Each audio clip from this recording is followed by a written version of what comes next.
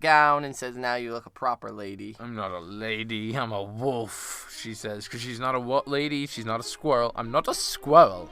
Daddy? Daddy, I want a squirrel.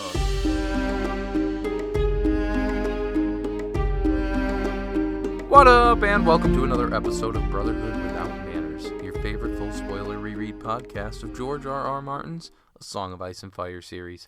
I'm Nate, and joining me as always, my brother, Zachary. We back in this bitch. I called you Zachary. That's weird. I know, it was very weird. What up? Welcome to 2021. Yay. Fucking yay. So, yeah, we've been on hiatus. We missed you. Hope you missed us. You guys have said you've missed us, so that's been nice to hear.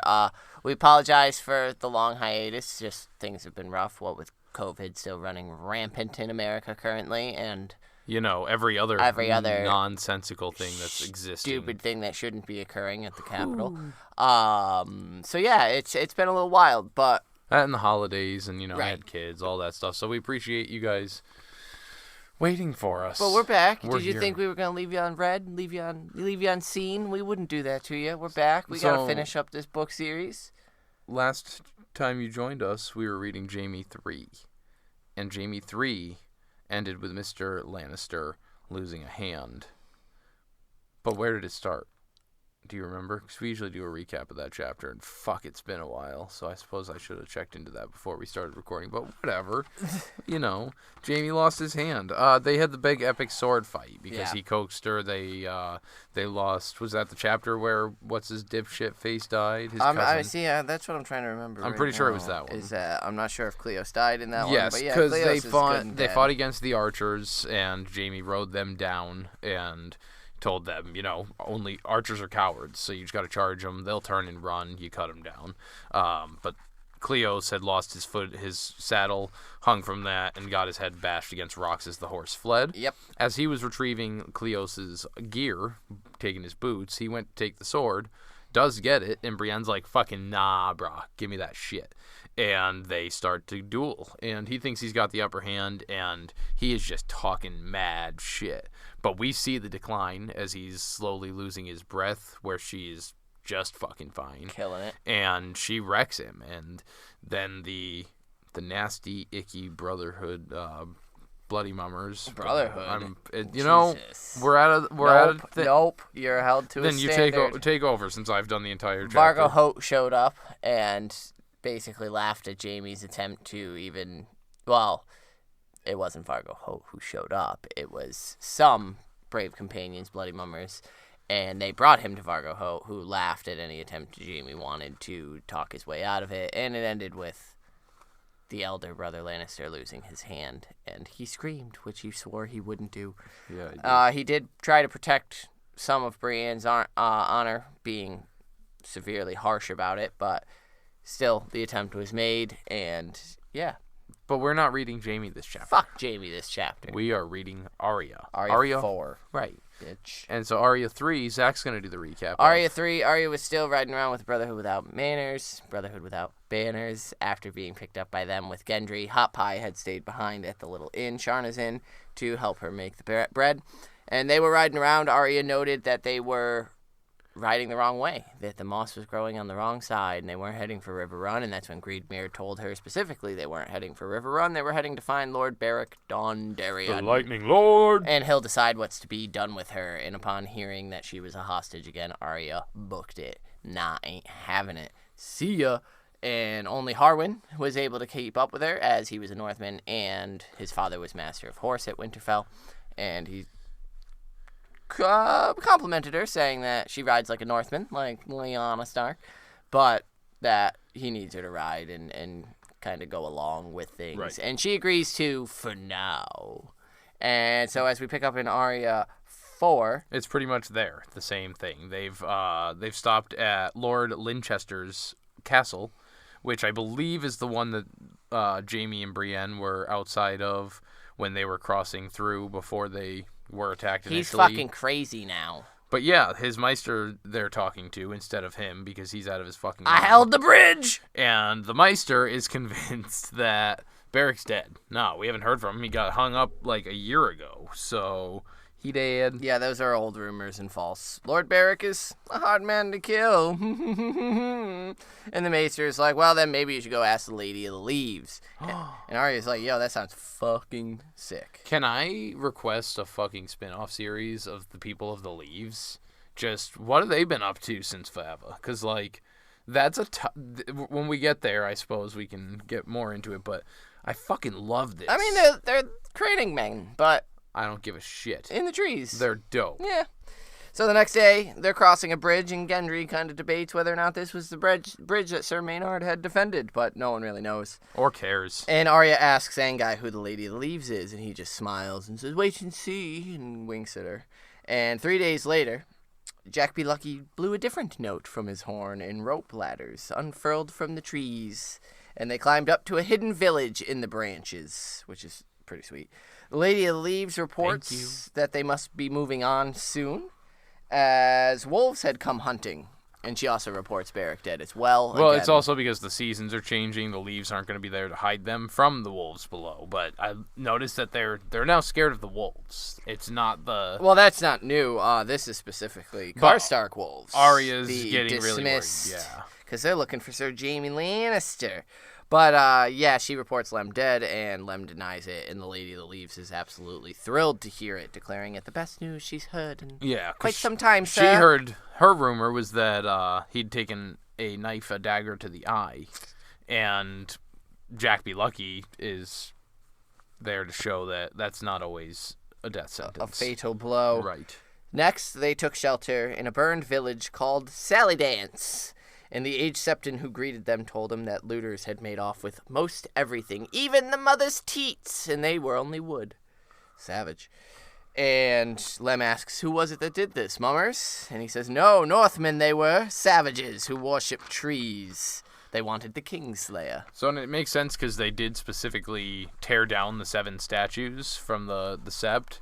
And if they're Northmen, then they don't give a shit, and they're Karstarks at that. I am the Lorax, I speak for the trees. Arya cheers her lip, kind of feeling Gendry looking at her like, fuck you, dude. Fuck you. Right. Northmen are dope. And it makes her angry and ashamed, because she's feeling that secondhand guilt. Kind of, you know, like any decent American is feeling right now. And so it's just that, like, ooh, I'm associated to this group that just fucking kind of sucks right now, huh? They really fucking suck And right so, now. yeah, no one here had any word of Berric, and Greenbeard laughs and when he notices Arya kind of fretting and tells her, don't worry, little squirrel, the Lightning Lord is everywhere and nowhere.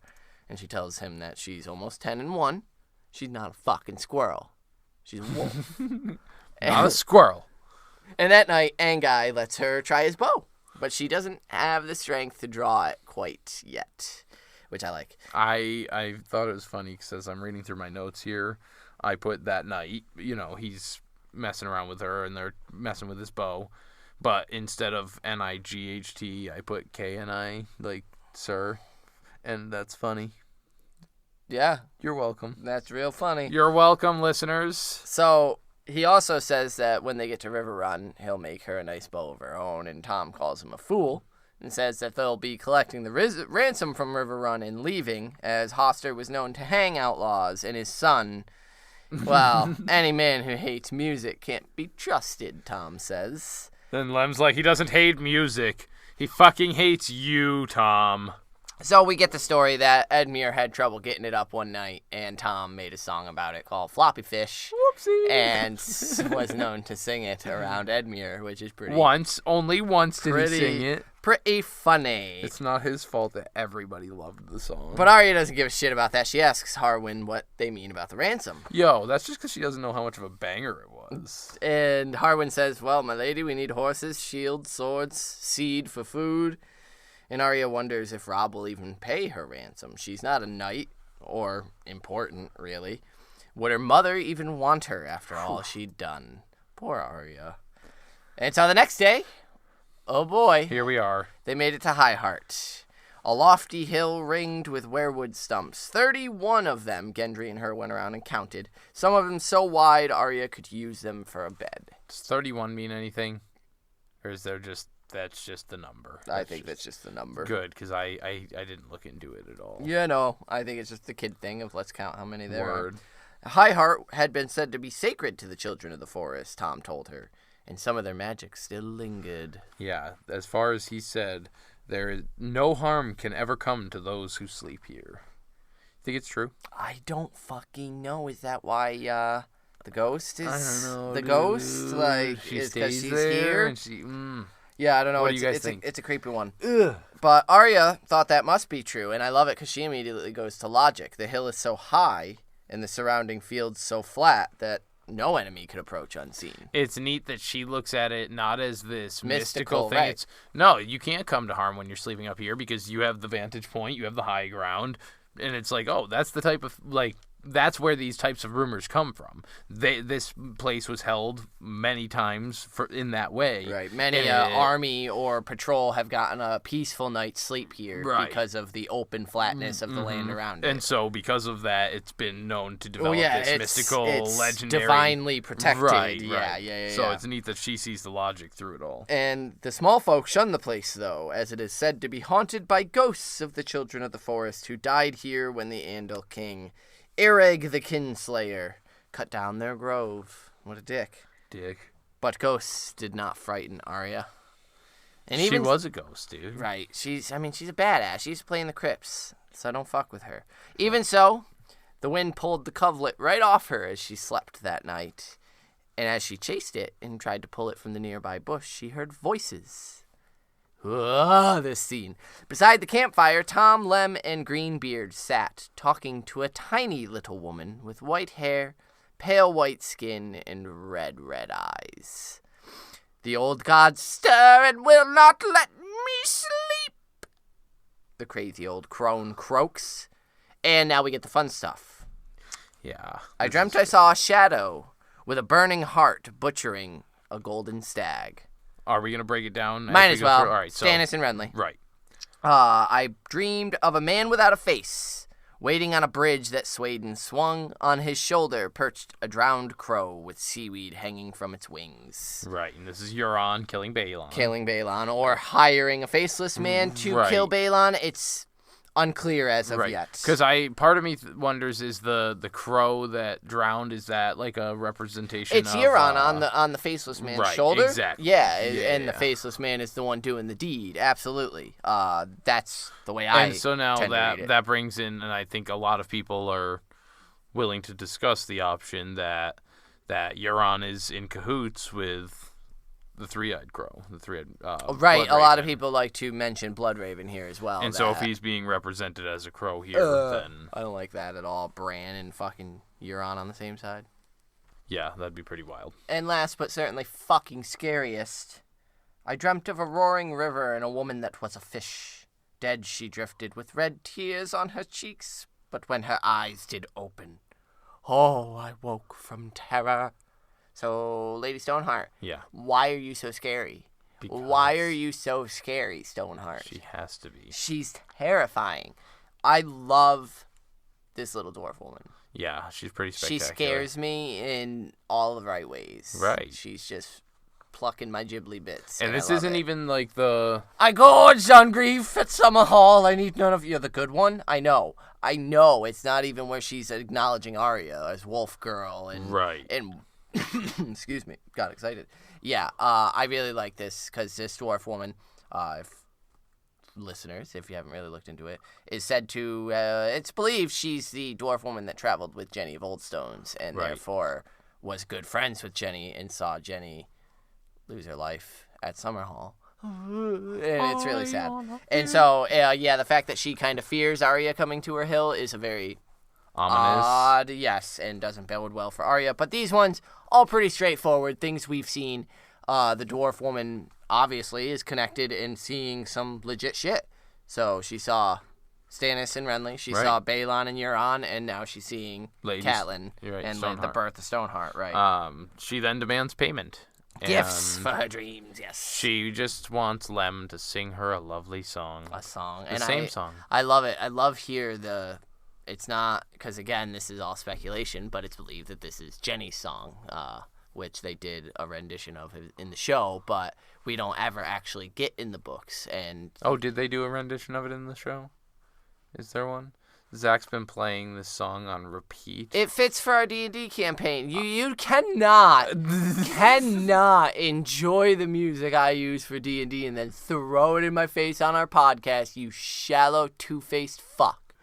Anyway, so, yeah, it's believed that this is Jenny's song that Lem plays for her, and it breaks my fucking heart that it's always the same song. She just wants to hear about Jenny, man. And Lem says, yeah, it's a good song. There's just better songs that I know. Right. Like Edmure's Floppy Fish and such. And so... The next morning, the ghost woman is gone. Yep. Arya, I like that. Arya doesn't recognize the song, but she thinks Sansa would know it. Sansa would know it. And, she would know it. Sansa would be fucking jamming out to it. She'd be like, oh, yeah, Jenny, get it, girl. That's what I'm saying. So she would probably know about the Floppy Fish song. Be like, no, Arya, you need to care about this song. This one's a straight fucking rager. Banger. It's killing it. Jesus Christ, I'll let you salt the floppy fish. So, yeah, the next morning, the old woman was gone. There was no sign, and Arya asks Tom if there really are ghosts here, and he kind of laughs and says, saw her, did you? And he says, no, she's just some old dwarf woman, but she knows things she has no business knowing, and sometimes she'll tell you if she likes the look of you. And Arya asked, did she like the look of you? And he says, probably not, but she likes my songs. And that's enough for her sometimes. And so she put us on the scent of Berric. Yep. And we know where we're going now. And then Arya asks, why does he hide from why does he hide from you? Oh, no. And yeah. And Harwin explains, he's not hiding. It's more, he just needs to keep on the move. And if nobody knows where he is, then nobody can be put to the knife. And girl, do you know what it means to be put to the knife? And Arya fucking schools them in a thing or two. She's like, oh, you mean torture? Like when they do this? She's like, yeah, no, we call it tickling where I'm from. So, and explains Polliver and Raph and told them about the village. And as she's recalling it, she can smell the flesh and the blood. She describes in great detail. Gives the questions. And dude, I love how in that, and Martin does so good at doing it, in that kids, they don't realize they're insulting and absolutely roasting the shit out of you, but they're just kids saying something. But also to Your son is famous for it, where she's sitting here and she's saying, where is Lord Berric? Are there golden gems? Have any of the villagers helped Lord Berric? And so Harwin, Angai, Lem, all these people that serve him are like, this little girl had to sit there and watch these fucking people be tortured about us, asking questions where we are, if they helped us. It's that she's laying this guilt onto them without, she's just telling what she saw. Right, and then knowing that she was so affected and saw it so often that she can quote this stuff. Yeah. Because, it's most likely traumatic and imprinted on her, but to be able to just so savagely she recites break the questions that were asked like her prayer that she says at night, like her names. Right. And it's such an interesting thing. It's so brutal a thing. She remembers the torturer's questions that she heard, each and every single one. And yeah, Harwin just kind of, holy shit, no child should suffer that. And he mentions that the mountain lost half his men at Stone Mill against Edmure there. So this Polliver and Raph may already be dead. Right, and the mountain himself, but we won't ride back until that mission is accomplished anyway. The mountain is going to die, and they'll see justice. Promise you that. And so he tells her, so buckle in, because we got a long ride to Acorn Hill today. Yeah. And it was. Yeah, but at dusk they arrive, and its Maester was away fighting in Lord Vance's retinue. Master, not Maester, sorry. Its Master was away fighting in Lord Vance's retinue, but his lady wife is friend to Tom. Before we get to Lady Smallwood, when they were traveling there, she was talking most of the time with Angai. Yeah, fuck Angai. And she says, he's the closest in age to her next to Gendry, but she doesn't think it has anything to do with that. They put him on her to keep an eye on her. And she mentions, but she can watch too. Mm-hmm. Sirio Farrell taught her, and so I just like any time that he's brought up. Oh yeah, and she does. And reiterating. Because the lady wife is friend to Tom. Angai said they were once lovers, and Lady Smallwood welcomes them. And when it's slipped that Arya is highborn, she loses her gourd promptly. Having Arya marched upstairs and bathed and then dressed in girls' clothing, a gown with acorns all over it that Arya fucking hated. And Lady Smallwood explains that she sent her daughter to Old Town and that these clothes were what remained of her daughters. So she asks if Arya is fond of dancing. What do you like to do, child? Needlework. I like to do needlework. Restful, isn't it? Not the way I do it. Arya, you little son of a bitch. So Smallwood fusses at the gown and says, now you look a proper lady. I'm not a lady. I'm a wolf, she says. Because she's not a lady. She's not a squirrel. I'm not a squirrel. Daddy? Daddy, I want a squirrel. Thank you. Yeah, Lady Smallwood laments here that she just can't keep Arya safe. Like, if I could, child, I'd take you. I'd raise you as my own. Let you suckle. Like, yeah, no, I like this lady. So they go down to supper. Gendry takes one look at Arya and gawks. I love that. And then Harwin thunks him on the side of the head. And then after they eat, Greenbeard asks for word of Berric. And she says, oh, word? He was here just a fortnight past. Thoros was herding sheep, and they have a nice laugh over this. And then Smallwood gives Tom some shit about spilling his seed. Whoopsie. Everywhere. Fathering children. Just fucking everywhere. And Harwin asks where it was Berric was headed. And she says Berric never says where he's headed, but there's hunger down near the Stony Sept. That's where I'd check. Out in the Threepenny Wood, yo. Look for him there. And she says the wolves have also come to call. They were looking for Jaime Lannister. And they're like, oh, shit, so it is true. What did you tell him? And she's like, well, I told him that Jaime was exhausted in my bed after the fucking... Dude, get it. Dude, fucking she's a badass. And then she had him chased off with a couple arrows. Like, fuck yeah, Lady Smallwood. So they're shocked as shit. And Arya asks who it was that the Northmen were. Karstarks. And she reveals it because she doesn't know that Arya's from the north. And well, she doesn't know they're Karstarks. She explains right. The sigil, and We Arya know recognizes it. And then she reveals that it was Lady Catelyn herself. Well, she said Arya thinks in hearing the Karstarks, maybe she's can like, escape it's Rob's men. Like, if I can slip out, I can get over to them.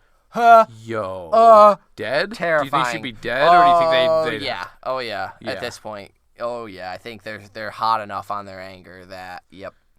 And so, yeah, then Lem asks how it was Jaime escaped, and Smallwood says, though she doesn't believe it, the rumors are that Lady Catelyn herself did it. And Arya's like, no, it's not true. And Harwin's like, yo, hold up. You need to get out, Arya. Get Scoot. And she's like, no, I don't want to get the fuck out. Not for you. And so she leaves. She takes her little acorn ass outside. Gendry follows her out and then says that Lady Smallwood said there was a smithy that's not really operational, but you want to go see it? And she does.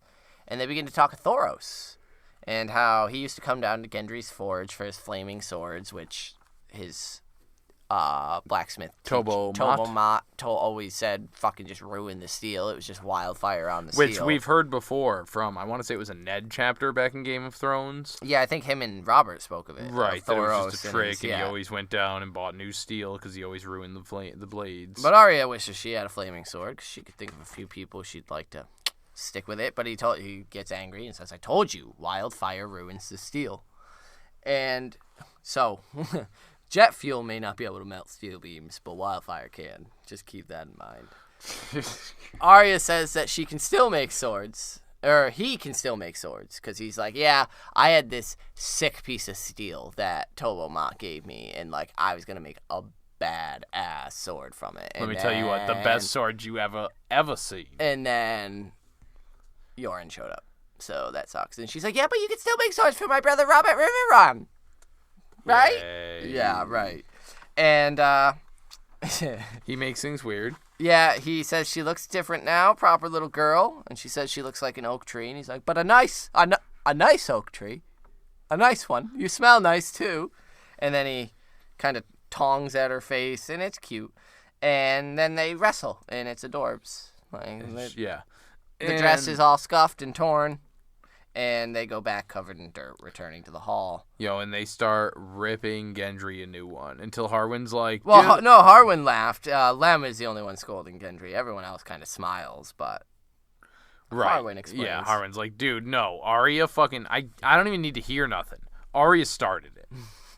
She was much the same at Winterfell, and then Tom winks at her and plucks a string. And Arya is taken back upstairs, given another bath, and this time they even cut her hair and gave her a new dress. One so delicate that she could not be expected to ride in it, which was the one saving grace. And so they gave her breeches and jerkin for the ride. And this is where Lady Smallwood explained that they were her sons. He died when he was 7. And Arya says, I'm sorry, and feels bad, and bad for the dress, and apologizes, saying that the dress was pretty. And Lady Smallwood says, yes, child, and so are you. Be brave. Good fuck up there. Yeah. And that's the end of Arya 3, 4, 5, 6, 4. Stop, you're confusing everyone. Arya 4. Good chapter. Yeah, dude. So we got to meet the Ghost of Highheart. Yeah, she's scary. That's lovely. She's scary. And let me tell you, Lady Smallwood's a fucking badass bitch. Like, why don't we get more Smallwood? Right? That's what I need in my life. But we'll go ahead and convene our small council, get some inductees, hear from the listeners for the first time in a long time. The first time in 2021. Hey, so we're gonna do that now.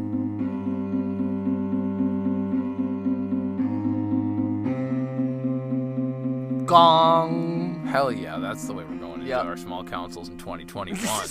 Gonging the way in. All right, Arya's killing it, riding about the Riverlands, sussing out Lord Berric Dondarrion, hearing prophecies of her dead mother and shit. Right. You got an inductee, No. Arya 4? I do. Yes. Okay, go. Lady Smallwood. Hey! Straight up, dude. because she's so fucking cool. Because on top, the way she's fussing over Arya is hilarious. It's Because adorable, it's obvious that Arya wants nothing to do with that.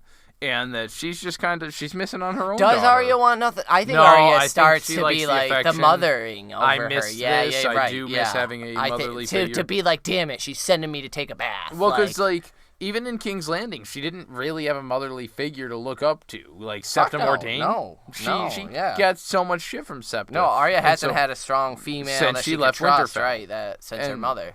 And so that's sad. And so at the same time, though, Lady Smallwood, I think, is trying to cope with having her daughter away. Oh, and absolutely. So now she's got this highborn little girl to dote on. Well, that's why I love it when she doesn't get angry at the dress, because I think her daughter was much the same. Right. Like, she'd go out in the smithy and get a little dirty. And then I also like the fucking cynicism that she came at the Karstarks with. Well, of course I've seen Jaime. He's exhausted in my bed, sleeping off me, riding him all dude, fucking what a night. fucking line. Get the fuck out of here, Karstarks. Yeah, what do you got? come riding Get up the to shit my outta castle, fucking sick. Brah. Fucking sick. Yeah, dude. So, Lady Smallwood's my inductee. Cool. My inductee is going to the Ghost of Highheart, because who the fuck else? Right. Because I love her, and she's extremely tragic to me, and I want to know more. And I actually, for a second, forgot where we were in the story when I was reading it and thought that this was the big scary one. And boy, you listeners are probably really going to fucking hate me on that episode, because I'm going to go nuts about it. But those were our inductees. We got 2 inductees. Yeah, and so if we've overlooked any, it's because it's been a long fucking time, so bear with us. We'll get back on our normal swing of things. So, first out the gate is going to be Mr. Corey from the Dreadfort. Oh, shit. Good evening. I was a little disappointed. I thought this was when we finally meet Lord Berric and Thoros, but unfortunately it felt more like a filler chapter. It reminds me when Brienne is searching all over the Crownlands for Sansa. I was not a fan in my first read, but hopefully that will change. But I hope you guys can change my mind with all your crazy conspiracies. Crazy. I did a little waggly Not too crazy yet. Yeah. Before I nominate my inductee, I want to give a quick shout out to whoever created Tansy Tea for limiting the amount of bastards in Westeros. True that. It was Varys. Good. Most likely. He can't get laid, so he's like, nah, fuck that. Fuck you all. My inductee goes to Arya's oak tree gown for lasting almost an entire evening before getting destroyed. Enjoy the holidays with friends and family. These books aren't going anywhere, especially not forward. Cheers from the Frozen Dreadfort. Thank you, Corey. We appreciate the warm wishes. We did read the warm wishes before the holidays, and they were very greatly appreciated, so thanks. Yeah. Hope your holidays were good. How fucking impractical is that dress, man? Jesus. Jeez Louise. Like, on Arya. I don't blame... Not on Arya. On general. any fucking living, breathing human being. A dress that has, like, acorns fucking embroidered onto it, like, at hodgepodge spots. Like, no, fuck out of here. Whoa. So...